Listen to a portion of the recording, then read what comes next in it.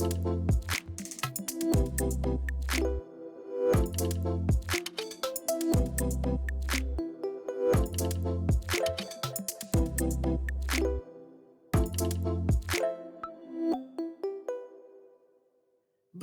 à toutes et à tous. Du fait des évolutions du monde professionnel, de la réglementation aux attentes des actifs et du monde en règle générale d'ailleurs, nous avons choisi d'explorer ensemble les moyens de repenser le monde du travail. Je m'appelle Corinne Estève-Guémin, je suis entrepreneur et fondatrice de Plume Biz. Notre métier, permettre à nos clients d'améliorer la productivité et la fidélisation de leurs collaborateurs. Tous les jours, nous accompagnons des dirigeants, des directeurs et des RH dans leurs enjeux en termes de ressources humaines, de RSE ou encore de communication interne et de marque employeur. Avec notre live Bebuzz, nous vous proposons de rencontrer des hommes et des femmes de métier qui vont partager avec nous leur vision et leur retour d'expérience sur des sujets clés. Et aujourd'hui, j'ai le plaisir de recevoir Stéphane Damota. Stéphane, tu es cofondateur d'Enso RSE, la première plateforme des experts comptables engagés. Tu es également cofondateur du podcast Closing. Et notre sujet du jour, la place des ressources humaines au sein de la responsabilité sociale des entreprises. La RSE donc. La RSE est souvent vue via ses prismes environnement et bilan carbone. Les entreprises et les citoyens que nous sommes intègrent aussi des dimensions comme la gestion des déchets, l'économie circulaire et bien d'autres choses. Économie circulaire dont nous ne connaissons pas franchement toujours très bien le sens même. Mais au-delà de tous ces mots, la RSE impacte les stratégies RH des entreprises, avec notamment des effets sur la QVCT ou sur le développement de carrière, par exemple. Alors Stéphane, comment la conception de la RSE a-t-elle évolué au fil du temps, en particulier en ce qui concerne le rôle des ressources humaines, du coup? Bonjour Corinne, merci de me recevoir à nouveau euh, dans cet espace d'échange autour de la RH et de la RSE. C'est très agréable. Écoute, pour répondre, pour répondre à ta question, elle n'est pas simple ta question puisque il y a quand même deux poids, deux mesures en fonction de si on est une boîte du CAC 40 ou du SBF 120, poussée par le législateur qui donne un certain nombre de réglementations et donc qui oblige dans le bon sens du terme d'obliger ces directions des ressources humaines à sortir du cadre classique pour englober en tout cas deux des trois piliers de la RSE, c'est-à-dire le pilier social et le pilier gouvernance.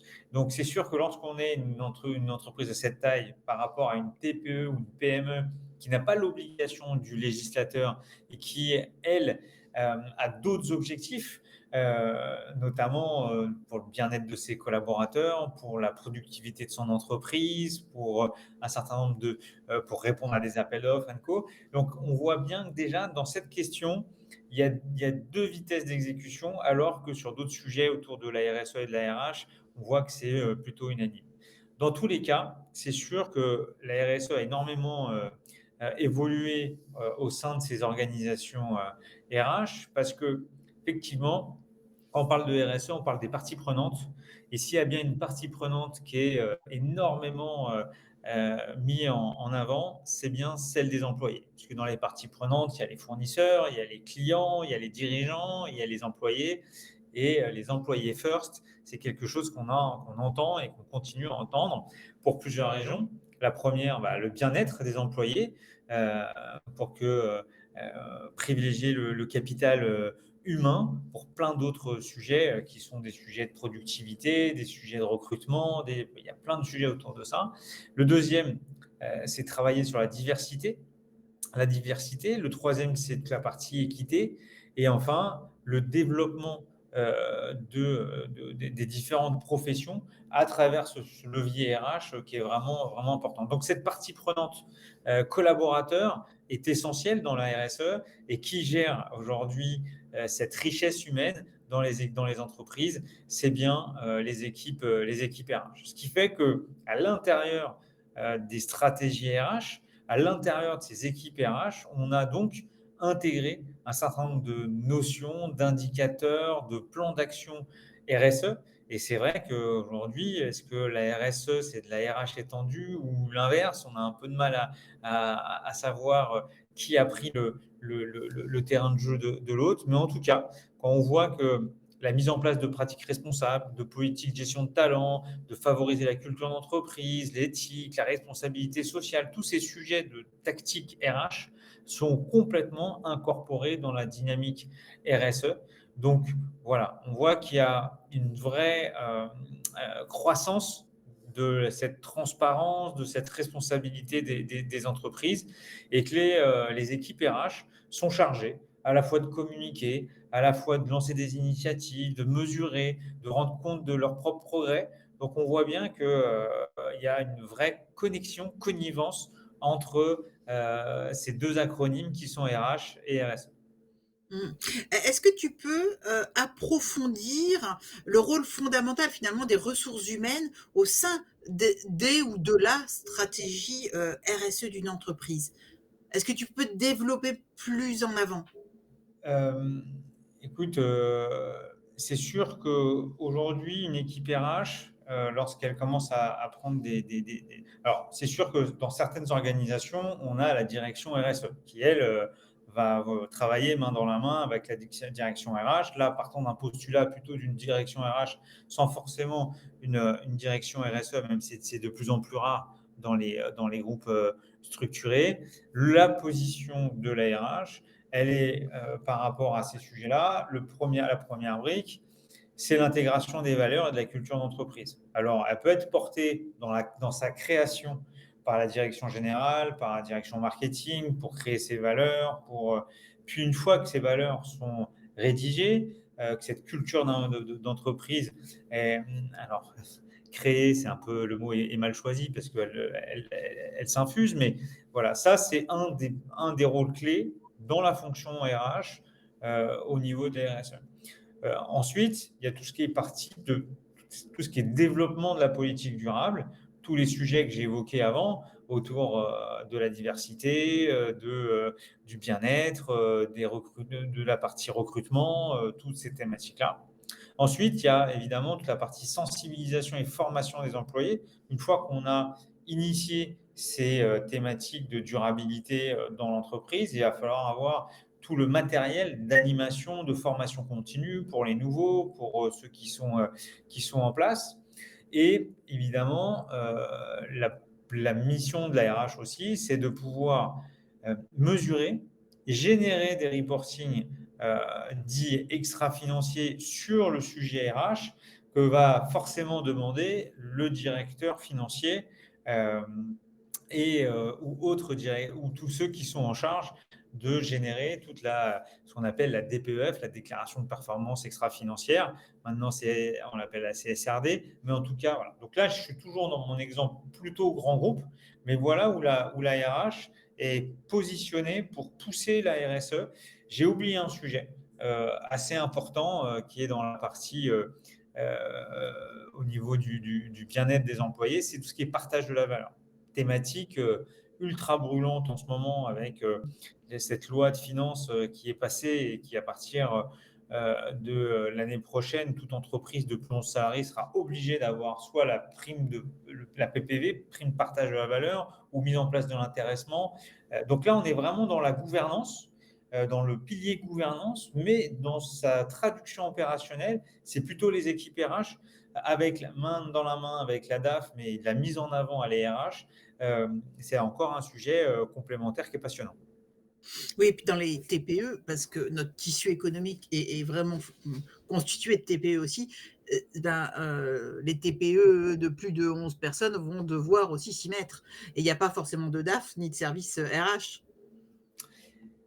Exact. Là, en revanche, quand on prend cet exemple-là, l'entrepreneur, lui, va fonctionner avec ses conseillers et notamment un de ses tiers de confiance que je connais bien, qui est l'expert comptable, qui va se positionner, sauf lorsqu'il est en direct avec son assureur ou son mutualiste. Mais grosso modo, aujourd'hui, sur ce sujet de la PPV, on va dire que le conseil externalisé de l'expert comptable est l'un des plus affûtés pour mettre en place ces systèmes si lui-même sera accompagné d'un spécialiste du sujet. Mmh. Alors comment les RH peuvent favoriser l'intégration des valeurs, de responsabilité sociale dans la culture et dans les pratiques internes de l'entreprise? Eh beh, toujours avec ce prisme, alors autant, sur, les grands sujets d'indicateurs, égalité homme-femme, de Mmh. rémunération, les p la l'égalité homme-femme, côté des comités de direction, les, différences de salaire et cetera. Où là, on voit tout de suite qu'on est sur des thématiques, grands groupes. Autant lorsqu'on parle de la valeur, je trouve que là, pour le coup, ça concerne toutes les boîtes, qu'elles soient start-up, naissantes, jeunes entreprises dynamiques ou structures, complètement matures. Donc pourquoi? Parce qu'à chaque fois, il y a ce sujet de dire: «Mais, heu, quel est le pourquoi? Pourquoi ces valeurs? À quoi ça sert dans cette entreprise de partager des valeurs communes?»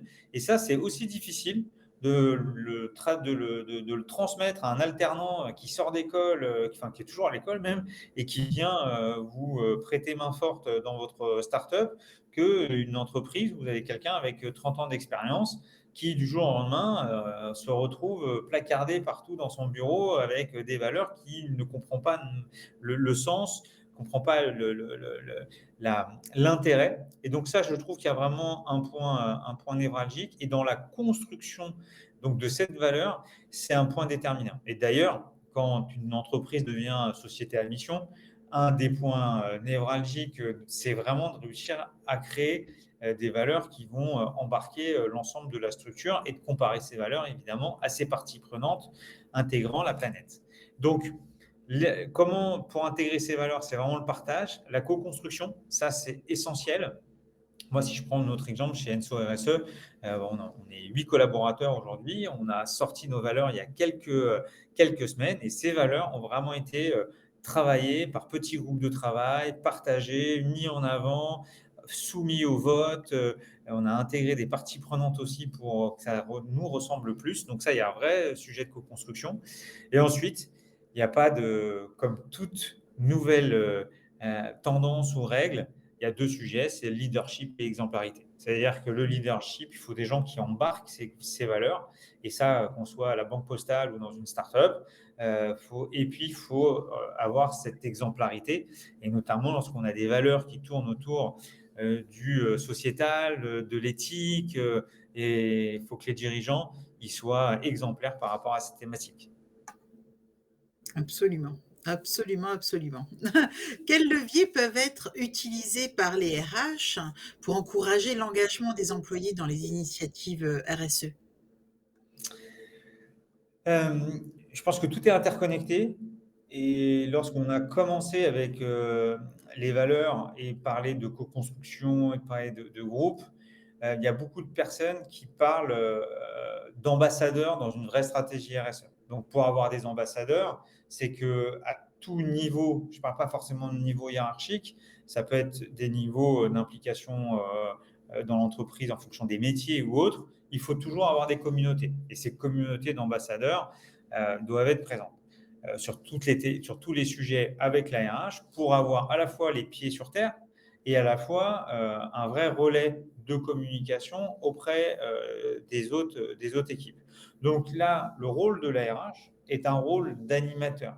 J'ai presque envie de dire, c'est quand même assez la mode dans les boîtes de SBF 120, CAC 40 d'utiliser les méthodes agiles de l'IT, dans les méthodes RH. Et bien là, c'est le moment de s'éclater sur ce sujet-là parce qu'il faut créer c'est la stratégie des petits pas. Il faut créer des comités, il faut créer des activités, il faut mettre en place des outils de communication, il faut valider chaque pas, garder un lien en permanence, avoir des équipes qui interagissent. Et à partir de là, commencer à créer des challenges, à créer des événements pour embarquer de plus en plus de personnes et pas juste en one shot, mais vraiment avec cet esprit de se dire c'est une amélioration continue. Comme donc je reviens sur le sujet des méthodes agiles, hein, amélioration continue, c'est vraiment dans la pure agilité. Donc on continue avec cette amélioration continue en se donnant des objectifs toujours plus forts et faire vraiment euh, reconnaître la valeur de toutes ces personnes qui font partie de ces programmes et de ces programmes d'ambassadeurs et avec une top communication. Donc, Évidemment, c'est pareil, c'est un sujet, qui demande beaucoup de bandes passantes, donc qui favorise les grosses structures sur cette thématique-là. Mais c'est possible aussi, en étant plus petit, de faire moins de choses, peut-être un peu plus concrètes, un peu plus court-termistes, mais qui permettent aussi, avec ces bonnes recettes, d'engager, les collaborateurs, les équipiers dans ces démarches-là. Ah oui, je pense que c'est vraiment, enfin, tu le disais, vous êtes 8 et vous avez déjà mis des choses en place. C'est vraiment d'abord une affaire de conviction et d'envie de rentrer dans un système plus vertueux. Je pense que c'est vraiment d'abord une aventure humaine avant d'être une histoire de groupe. Alors, pourquoi les départements RH doivent-ils ou devraient-ils contribuer à la sensibilisation et à la formation des employés sur les enjeux de durabilité et de responsabilité sociale? Et surtout, comment peuvent-ils le faire? Hem, on parle de très, très loin. Dans ton introduction, j'ai bien aimé, tu as dit 2 choses, tu as parlé heu, ne serait-ce que le pilier, enfin l'acronyme RSE, où, souvent les gens pensent qu'il y a que l'environnement dedans. Donc, la deuxième chose que tu as dite, c'est, oui, la RSE, c'est pas que le bilan carbone. C'est une donnée très, très importante du dispositif, mais ce n'est pas que ça. Donc au final, hem, là, on parle entre initiés. Donc là, si vous êtes dans une PMI, avec des gens qui sont, la tête dans le guidon, depuis 20-25 ans, et du jour au lendemain, il y a le boss qui arrive, ou le chef d'usine qui bon, on va faire un plan de durabilité avec, un label, et puis on va aussi regarder, dans nos territoires pour sortir nos fournisseurs, les plus éloignés, pour faire travailler les territoires, et cetera. La personne qui ne sait pas ce que c'est que la durabilité, son premier niveau, sa première réaction, ça va être le rejet.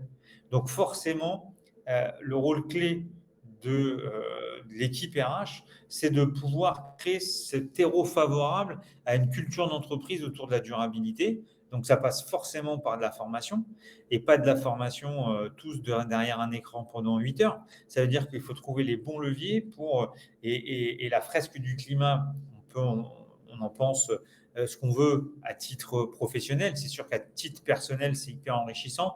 C'est pas la fresque du climat classique qui fait déclencher, la vision de l'entreprise par rapport à l'environnement, mais grosso modo, il y a plein d'autres fresques. Aujourd'hui, c'est ça, c'est qu'il faut réussir à parler à l'individu et aux professionnels pour expliquer que la durabilité, c'est le fait que son entreprise sera toujours là dans 10 ans, sera toujours là dans 15 ans, dans des conditions qui respectent et l'environnement et les employés, et la commu et la société en général. Et donc tout ça, c'est quand même des choses qui sont assez fortes et qu'il faut mixer entre de la théorie, de la pratique et des projets, pour que, comme dans ce sujet-là, on ait à la fois un sujet de formation, pardon, et à la fois de sensibilisation, pour renforcer l'engagement des employés, pour améliorer la réputation de l'entreprise aussi. Et puis, il y a des stats qui sortent, hein, ça favorise l'innovation et la créativité, notamment dans des structures de R&D. On cherche à dépenser moins, on cherche à économiser, et donc indirectement, alors je peux dire sans faire exprès, mais ça pousse à l'inno pour aller chercher des actes d'amélioration, moins dépensés, etc., etc. Mmh. Alors, en matière d'acquisition de talents, donc de recrutement, dans quelle mesure les critères RSE, sont-ils intégrés dans le processus même de recrutement finalement et de sélection des candidats? Crois-tu que la RSE ait un rôle de séduction sur les candidats? Alors ça, c'est, une question qui est vraiment, assez très, très large. La réponse, très fine, enfin, et la plus rapide, c'est de dire: «Oui», mais je pense que ça suffira pas comme réponse. Bon, il y a quelques stats. Je vous avais préparé juste ça en disant, je crois qu'il y a eu une étude de Deloitte en 2020, hem, et qui disait que 45 des entreprises interrogées ont déclaré que la RSE jouait un rôle important dans le processus de recrutement pour les candidats. Donc ça fait, presque un candidat sur 2. Et on était en 2020, on voit l'intensité qui est encore plus forte, heu, aujourd'hui. Et même sur la prise de décision, 64 des candidats préfèrent travailler pour une entreprise qui a un fort engagement en matière de RSE et 88 sont plus susceptibles de rester dans une entreprise qui soutient des causes sociales, environnementales et qui leur tiennent à cœur. Donc on voit bien que là, on ne parle pas que des sociétés pures Paris, Lyon, Bordeaux sur des créneaux spécifiques. Là, c'est sur des études avec des entreprises de toute industrie partout en France. Donc, on voit que le mouvement est en marche. Et donc là, on est sur des thématiques, ne serait-ce que sur les trois piliers de la RSE, mais même lorsqu'on rentre dans des sujets un peu plus précis, comme la parité, par exemple, où on voit arriver énormément de candidats, de candidates plutôt, qui vont en fonction de l'offre de recrutement, en fonction des photos de l'équipe dirigeante. Est-ce qu'il y a la parité qui est respectée au niveau de l'équipe dirigeante? Il y a un séminaire. Est-ce qu'il y a majoritairement des mâles blancs de 40 ans ou il y a effectivement des gens de tout horizon, des femmes, des jeunes, des moins jeunes, des hommes, etc. Donc on voit bien que ce sujet de parité slash maintenant diversité, sachant que diversité, c'est le sujet encore d'après, mais il y a déjà un sujet énorme sur le sujet de la parité. Et ça, il y a un vrai, il y a un, il y a un vrai gisement d'aller chercher des pépites. Je pense à un site, je vous invite tous à aller sur Social Builder, où c'est un site de femmes en reconversion dans les métiers de la tech, où on va trouver des pépites qui vont pas forcément oser répondre à un certain nombre d'annonces et qui vont aller se positionner sur ce site-là pour pouvoir trouver des futurs employeurs. Donc ça, c'est sur le sujet vraiment pure parité, mais il y a aussi des sites comme Parental Challenge que je conseille également, où là, on va mettre en avant des entreprises, les entre guillemets les labelliser, pour voir toutes ces entreprises qui font attention à ces mamans, à ces futures mamans qui sont des pépites dans ces entreprises et qui doivent aussi avoir des entreprises accueillantes pour ces passages de vie. Et je pense à une autre initiative qui est Stop eux aussi pour arrêter les pratiques sexistes à l'intérieur des entreprises. Donc on voit bien que toutes ces thématiques autour de la parité, je remonte sur le sujet du recrutement, je remonte sur le sujet de la RSE. On voit bien qu'aujourd'hui, recruter sans prendre ces thématiques diversité, parité, ce n'est plus possible. Oui, enfin, à mon sens, c'est certain. Et les RH jouent-elles un rôle spécifique dans la gestion du changement lié à l'intégration de la RSE dans les entreprises? J'ai déjà répondu à cette question précédemment en parlant de tout ce qui est méthodes agiles. Euh, les directions RH sont vraiment réinventées sur ces thématiques-là. Et effectivement, la gestion du changement, les bonnes pratiques, et notamment liées à toutes ces méthodes agiles sur cette gestion de projet, qui permet de mesurer le succès à très court terme et pas de lancer des campagnes à 12, 24, 36 mois et se rendre compte au bout de 36 mois que la campagne n'a pas marché. Et je suis assez positif pour discuter avec des directions générales et des directions RH de groupes structurés pour dire que ils savent utiliser des politiques de gestion de projet, de gestion de changement. Maintenant, si on le rapproche à la partie TPE-PME, je reviens sur mon exemple de tout à l'heure. Effectivement, en général, le patron ou l'entrepreneuse de 10, 15, 20 personnes, elle va avoir besoin de quelqu'un pour insuffler à la fois le côté matière première de la RSE, qu'est-ce que je prends, comment je le priorise, et puis après, comment je le mets en place, comment je le mesure et comment je l'anime à l'intérieur de mon entreprise. Donc à chaque fois, deux réponses. Un, sur les orgas très fines des groupes structurés, je pense que c'est déjà quelque chose qui est en train de rentrer dans les mœurs. Et côté TPE, PME, il faut se faire aider par des consultants, par son expert comptable, par des gens, par des consultants indépendants pour pouvoir insuffler ce vent nouveau de RSE dans les TPE, PME. Et du coup, concrètement, est-ce que tu peux nous donner des exemples de bénéfices, vraiment tangibles que les entreprises peuvent tirer de l'implication des RH dans la RSE ou des ressources humaines, gestion des talents, vraiment au sens très large. Quels sont les exemples concrets, en fait, de bénéfices, pour une entreprise que tu peux partager? Bah, le premier, il est hyper connu, hein, c'est l'amélioration de l'image de marque, dans sa globalité de l'entreprise. C'est-à-dire que dans l'image de marque de l'entreprise, il y a à la fois le produit, mais il y a aussi les hommes et les femmes qui le construisent. Et donc aujourd'hui, un des premiers piliers de l'impact sur la performance d'entreprise, c'est l'amélioration de la marge, de l'image de marque. Plus l'entreprise intègre la RSE dans la stratégie RH, plus ils sont perçus comme des employeurs attractifs, responsables. Donc, ça leur facilite un certain nombre de choses, dont le recrutement, dont limiter le turnover et donc cette image de marque. Donc, ça, c'est le premier point. Le deuxième, c'est la réduction de l'absentéisme, qui est un sujet, qui est un sujet très grave en termes à la fois de rentabilité pour les entreprises, de productivité. Et donc, un des axes autour du bien-être, de contribuer à l'amélioration, la satisfaction des équipiers, c'est vraiment ce qui va permettre. À l'intérieur, il y a aussi le partage de la valeur que j'évoquais tout à l'heure, hein. Partage de la valeur, l'intéressement, la participation, et ça va jusqu'au chèque déjeuner. Enfin, non, chèque déjeuner, c'est une marque. Euh, les tickets restaurants, voilà, les tickets restaurants, tout ce que l'entreprise va prendre à sa charge, mise en place d'un vélo électrique euh, pour les salariés, etc., etc. Donc ça, c'est vraiment le sujet réduction de l'absentéisme. Ensuite, il y a la partie productivité et performance. Donc ça, je crois que j'en avais parlé la dernière fois. Il y a une stat que j'avais entendue à ProDurable où 6 salariés sur 10 des entreprises de plus de 300 salariés arrivent le lundi matin avec la boule au ventre. Donc ça veut dire que c'est des gens qui ne sont pas motivés, qui ne sont forcément pas productifs et qui, en bout de course, génèrent pas la valeur escomptée pour l'entreprise. Donc il y a un vrai sujet de productivité et de performance. Donc ça, c'est mon troisième point. Le quatrième, c'est l'innovation et la créativité, puisque ben, notamment un des points clés que je n'ai pas trop évoqué, pourtant j'adore ce sujet autour de la diversité et de l'inclusion, où si on le compare au sujet notamment de parité, c'est que ce que ne savent pas les gens, c'est que l'inclusion et la diversité, c'est pas imposer des gens différents dans son entreprise.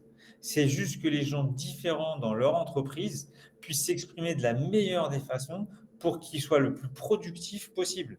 Donc, je prenais un exemple la dernière fois, c'est je suis quelqu'un qui LGBT ou qui suis homosexuel et j'arrive à la salle de café le lundi matin avec l'équipe. Et lorsqu'on demande de raconter mon week-end, ben, au lieu de raconter mon week-end, je raconte un week-end qui n'est pas le mien. Parce que j'ai pas envie de raconter que j'ai une Marie ou que je n'ai pas d'enfant, etc., etc. Et donc, je ne vais pas avoir ma vraie vie avec mes collègues. Et donc, je ne vais pas être épanoui. Et donc, ça, c'est prouvé euh, par des chiffres qu'une entreprise qui pousse la diversité et l'inclusion va pousser la productivité, la performance, l'innovation, la créativité. Et ça, c'est un sujet qui est hyper intéressant, que j'ai résumé en 3 phrases, mais qu'on pourrait faire un numéro jusque sur ce sujet-là. Et enfin, la réduction des coûts opérationnels, ça c'est le cinquième levier, puisque l'objectif c'est d'avoir des pratiques de travail plus durables avec des entreprises qui font attention à leurs coûts, qui économisent de l'énergie, qui réfléchissent à chaque matériau et qui font attention forcément à la gestion de leurs déchets pour être le plus durable possible. Voilà pour, j'étais peut-être un peu long, mais voilà pour les 5 points sur les impacts de la performance de l'entreprise. C'est très intéressant. Et comment les ressources humaines, les services des ressources humaines, contribuent à la mesure et à l'évaluation des initiatives RSE en lien finalement, forcément avec les ressources humaines? Mais comment, ces services, en fait, contribuent à l'évaluation et donc au rapport, annuel, obligatoire ou non obligatoire du reste? Donc là, c'est le même sujet qu'au début, c'est-à-dire que si vous avez une direction RSE, bah, c'est elle qui va consolider la data. Si vous êtes dans une TPE, c'est une direction générale accompagnée d'un cabinet de conseil ou d'un cabinet d'expertise comptable. Ben là, c'est le DG qui va s'en occuper à l'aide de ses conseils. Donc là, et puis je peux avoir le cas il n'y a pas de direction RSE où c'est la DRH qui va centraliser. Dans tous les cas, la personne qui est en front avec la partie ressources humaines, ben, elle a un rôle hyper important parce que déjà, il faut qu'elle collecte toutes les données. Tout ce qu'elle a fait en termes de données, d'initiatives, de sujets, que ce soit le recrutement, la formation, tout ce qui génère une data et va devenir une data extra-financière va être collecté par la RH. À partir de là, on va quand même essayer d'évaluer les impacts. C'est-à-dire que c'est intéressant d'avoir cette data sur l'année N. On s'est peut-être donné des objectifs. Donc déjà, analyse qu'est-ce qu'on a bien réussi, moins bien réussi. Est-ce qu'on peut comparer à d'autres années? C'est encore meilleur. Mais bon, après, on pourra le comparer avec l'année N+1, N+2. Mais en tout cas, il y a un vrai sujet d'évaluation d'impact. Une fois qu'on a fait ça, évidemment, le fameux document dont tu parles, c'est aussi un rapport de communication qui va être le fameux sésame pour les équipes de recrutement à présenter aux nouveaux collaborateurs ou dans les entretiens annuels ou professionnels à expliquer aux collaborateurs qui sont déjà embarqués. Donc ça, ce rapport de communication, il va être pas forcément réalisé par la partie DRH, c'est plutôt ça, c'est l'équipe Marketcom, mais en tout cas, l'équipe RH va pouvoir mettre en lumière tous les sujets qu'elle a, tous les succès et toutes les choses qu'elle souhaite mettre en avant liées à son exercice RSE passé et à toutes ces victoires. Et enfin, et ça je l'ai déjà exprimé à maintes reprises, mais l'amélioration continue est clé. Donc l'objectif, c'est que ça soit jamais fini et qu'on reparte toujours sur quelque chose et qu'on puisse soit élargir le panel d'actions, soit d'approfondir les actions en tant que telles en se donnant des objectifs encore supérieurs et de pouvoir développer toutes les stratégies qui visent à renforcer l'efficacité de ces initiatives RSE. Alors, tout à l'heure, tu as utilisé le mot succès. Tu as utilisé à plusieurs reprises l'amélioration continue. Pour finir, moi, j'aimerais te poser la question sur les défis, en fait. Quels sont les principaux défis auxquels les ressources humaines sont confrontées lorsqu'elles tentent d'intégrer pleinement, je dis bien, la RSE dans les ressources humaines, dans la gestion quotidienne des ressources humaines? Premier défi, résistance au changement. Bah, sans surprise, intégrer de nouvelles pratiques, ça nécessite souvent un changement culturel au sein de l'entreprise. Et comme tout changement, bah, il y a de la résistance en face. Surtout qu'en plus, ce sujet de la RSE, il est rempli de partis pris, de choses dans l'imaginaire des gens qui ne sont pas forcément très positifs, plus parfois même des mélanges politiques ou des réponses. Genre aujourd'hui, vous posez 3 fois la question sur l'impact d'une batterie électrique sur l'environnement. Vous avez 3 réponses différentes et vous regardez 3 journaux et vous avez 3 réponses différentes. Donc, en plus de ça, parfois, on est dans une matière qui est assez mouvante et qui permet à tout le monde de se mettre dedans, de dire ah, il n'y a même pas la bonne réponse, donc pourquoi moi j'irais. Donc, plus le rôle de l'entreprise par rapport à l'individu. Donc, cette résistance-là, pour moi, elle est clé. Et au-dessus, on a évidemment parlé de toutes ces thématiques qui peuvent faciliter ce changement. Ça, c'est un premier point. Quand on voit ce premier point qui est quand même assez costaud, il y a un deuxième qui arrive très vite, c'est le manque de ressources. Aujourd'hui, je crois que la moyenne d'un premier ETP équivalent temps plein dans une entreprise sur les sujets de la RSE, c'est à partir de 150 salariés. Donc, quand on sait que 90% des entreprises en France sont moins de 20 salariés ou moins de 10 salariés, on en est très très loin. Donc, le manque de ressources est un vrai sujet où il faut aller chercher ces profils qui ont en plus des profils avec des connaissances bien particulières, des spécialisations, des compétences. Donc voilà, sujet de ressources. Une fois qu'on a fait ça, parce que le manque de ressources, c'est déjà en plus un autre défi qu'il faut valoriser auprès de cette direction générale, il va falloir faire il y a un troisième défi sur lequel il faut répondre, c'est la mesure de l'impact des résultats, qui est complexe, qui est difficile et qui est moins auditable, moins vérifiable nativement avec les outils des entreprises actuelles euh, par rapport à la finance. Donc, cette donnée extra-financière, alors avec l'arrivée de la CSRD, ça va être beaucoup, beaucoup plus facilité. Puis, petite page de pub, c'est aussi l'ADN de notre offre Enso RSE. Hein. C'est ce qu'on nous on propose aux TPE et aux PME à travers l'expert comptable. Hein. C'est de bien de mesurer cet impact et de gérer ces actions. Donc, j'ai plein de confrères qui font aussi très bien ce sujet-là. Et enfin, il y a l'alignement avec la stratégie de l'entreprise. Ça, c'est le quatrième. Je dis enfin alors que je n'ai pas fini, mais l'alignement avec la stratégie de l'entreprise, c'est que, OK, la RSE, c'est un sujet, mais il y a l'alignement avec la stratégie de l'entreprise. Donc, ce n'est pas deux choses qui fonctionnent en parallèle et on voit si on arrive à peu près au même niveau à chaque fois qu'on saute. Non, c'est fusionné. C'est-à-dire que la RSE, c'est un modèle d'affaires qui est profitable à l'ensemble de ses parties prenantes. Et donc, il faut intégrer la RSE à l'intérieur de la stratégie d'entreprise ou la stratégie d'entreprise à l'intérieur de la RSE. Et c'est là où on va pouvoir allier stratégie RSE et stratégie d'entreprise. Enfin, pour presque terminer, il y a la gestion des parties prenantes. Beaucoup ne font pas attention, mais il faut intégrer et dans des diagnostics et également dans beaucoup de réunions, ne pas hésiter à dire, bon, toi, monsieur le client, on vous intègre à une réunion, on veut avoir votre avis, votre perception de ce qu'on fait, vos ambitions aussi, voir si nos stratégies convergent. Voilà.